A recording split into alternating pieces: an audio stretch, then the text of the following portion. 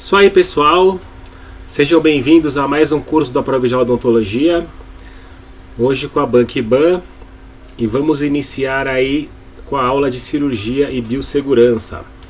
Tá legal? Deixa eu tocar aqui para vocês e a gente já está iniciando, tá? Cirurgia e biossegurança, Banquiban. Eu sou o Daniel Cardial Ramos, vamos iniciar as aulas. O IBAN, ele gosta muito de umas terminologias de biossegurança, umas decorebinhas que é importante a gente saber para as provas, tá? Então, asepsia, o que é? Asepsia são ações empregadas para impedir que determinado meio seja contaminado.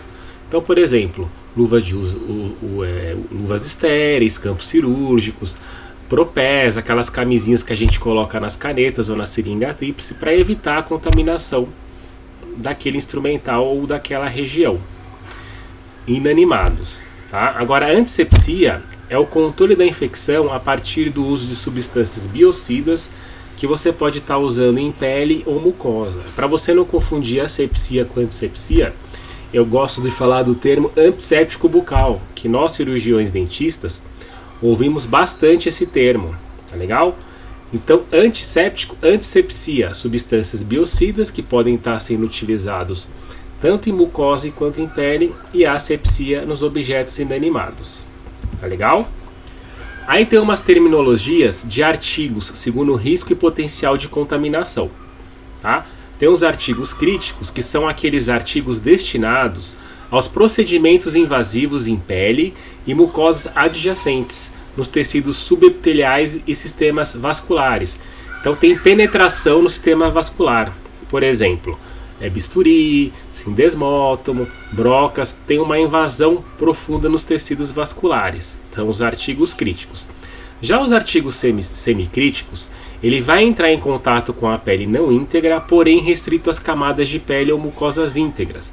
Então, por exemplo, espelho clínico, pinça clínica, tá? Aquilo que a gente coloca na boca, mas não vai entrar em contato com a parte vascular.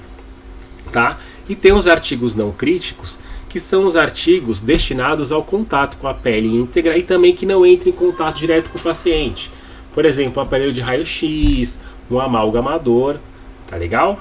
Então vamos lá, é importante saber esses conceitos. Outros conceitos. Descontaminação. O que é descontaminação? É a eliminação parcial ou total de micro-organismo de objetos inanimados, tá? Então você vai utilizar uma substância que vai ou eliminar parcialmente ou total.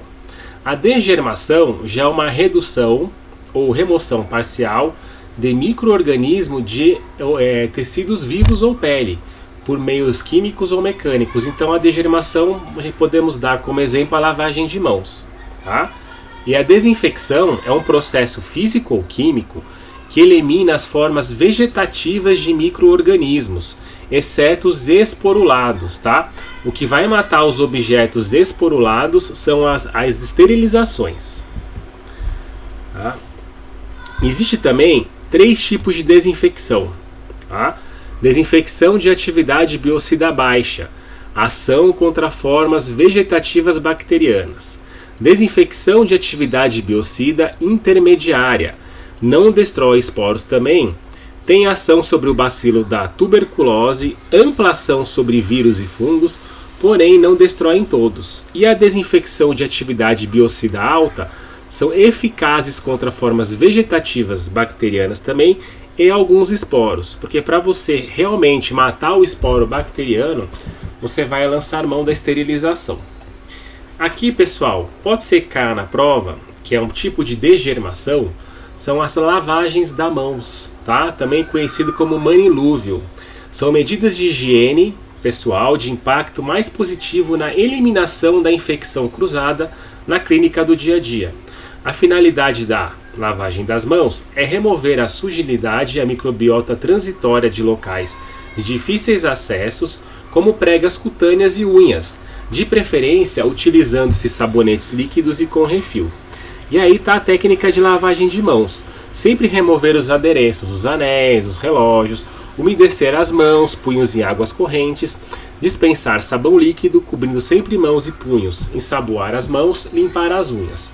Esfregar o sabão em todas as áreas, com ênfase nas áreas ao redor das unhas, entre os dedos, por 15 segundos antes de enxaguar as mãos. Qual a sequência da lavagem das mãos? Isso pode ser cobrado em algum concurso, tá?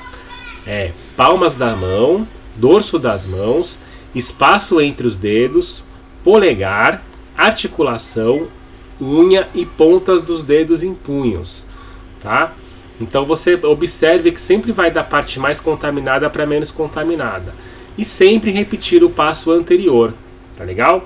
Secar completamente depois com toalhas e papéis descartáveis.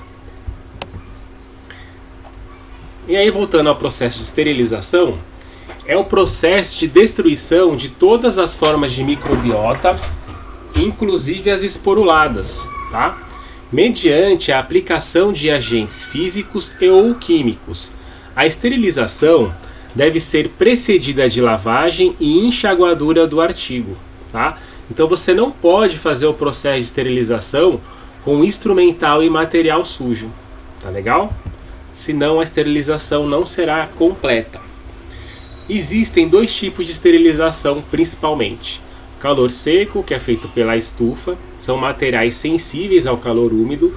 A vantagem da estufa é o calor penetrante, ele não é corrosivo aos materiais instrumentais cortantes e exige tempo de exposição como desvantagem.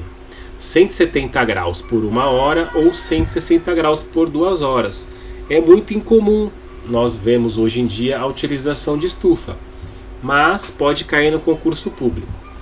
O mais comum é a gente ver o uso do autoclave, principalmente o autoclave por calor úmido, que a gente usa na maioria dos consultórios, tá? Então tá em amarelinho aí alguns itens importantes para a prova do IBAN, tá?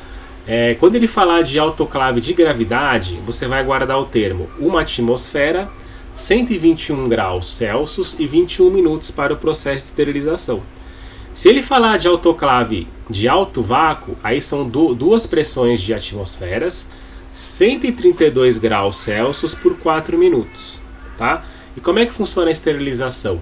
Por vapor condensado e pressão, há uma boa penetrabilidade. Hoje em dia é o melhor e mais confiável método de esterilização. Você tem que usar as caixas metálicas perfuradas, tá? Se você for fazer em estufa, ela pode ser fechada. E as tesouras e pinças sempre abertas. O que é importante saber para concurso e para o nosso dia a dia? O espaçamento entre os pacotes devem ser de 20 a 25 milímetros, tá? E os pacotes maiores devem ser posicionados na parte inferior da câmara da autoclave e os menores por cima. Outra coisa importante para o concurso do IBAN, a autoclave deve estar no máximo com 80% da capacidade preenchida. Tá legal? Vamos lá. Uma outra forma de esterilização, que aí a gente vê em hospital, é através do óxido de etileno, tá? É um método de esterilização, ele utiliza um gás inflamável explosivo, que é tóxico para todos os micro-organismos. O óxido de etileno, ele desnatura as proteínas, ele é usado somente na forma industrial e eficaz para todo tipo de material. Ele é muito utilizado em ambiente hospitalar. Vamos falar um pouquinho da desinfecção de materiais de moldagem, tá? Vamos falar um pouquinho do glutaraldeído. O glutaraldeído, ele pode ser utilizado em artigos metálicos, plásticos e borracha, lentes, hemodializador e endoscópios. Ele dá uma baixa corrosividade, tá? E o enxágue é exaustivo. O que é importante do glutaraldeído para a prova? A desinfecção e imersão por 20 minutos. Então aquele artigo metálico em 20 minutos está desinfectado. Para fazer esterilização, você precisa deixar ele imerso por 10 horas, tá? Agora, materiais de moldagem tipo óxido de zinco eugenol e silicone, 10 minutos em imersão para desinfecção. E o gesso precisa deixar 30 minutos para desinfecção. Preciso saber isso para a prova do IBAN precisa, tá? Glutaraldeído, desinfecção e imersão 20 minutos. Isso, artigos metálicos, esterilização e imersão 10 horas. Materiais de moldagem, OSE, silicones, 10 minutos para desinfecção. O gesso, 30 minutos. Tá? Quais as desvantagens aí do glutaraldeído, ele tem uma toxicidade aguda e uma toxicidade inalatória. Então é ruim você estar na presença enquanto vai ocorrendo o processo, principalmente de esterilização, que são 10 horas. Por isso o glutaraldeído, quando utilizado, se esteriliza de um dia para o outro, tá? Ele tem uma rápida efetivação contra bactérias gram-positivas e negativas, o Mycobacterium tuberculosis, alguns fungos e vírus da hepatite B e HIV. E o ácido peracético? O ácido peracético, ele é um material termosensível. Ele tem uma rápida ação contra todos os micro-organismos, inclusive esporos, tá? Então ele faz esterilização também. Pode causar também, assim como o glutaraldeído, um desconforto respiratório. A desinfecção de alto grau, de alto biocida do ácido peracético, ele precisa de apenas 10 minutos de contato. E para esterilização, como está grifado aí, 30 minutos. Para desinfecção de superfícies, insuperável em relação ao álcool, tá? Que seria o álcool 70%.